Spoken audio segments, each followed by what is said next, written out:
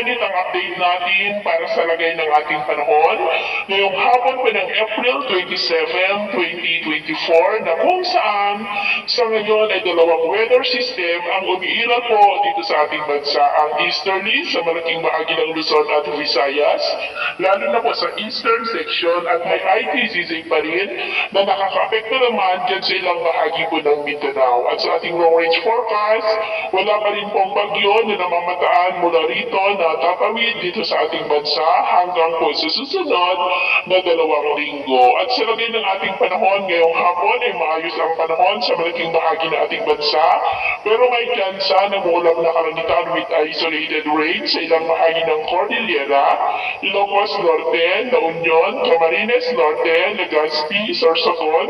Northern Samar, Aklan, Bohol, Zamboanga Peninsula, Northern Mindanao, Caraga,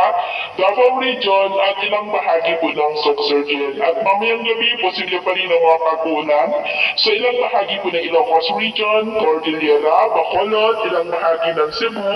at sa malaking bahagi po ng Mindanao.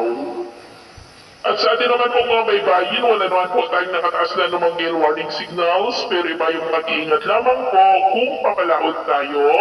para po mas makaiwas sa mga sakunang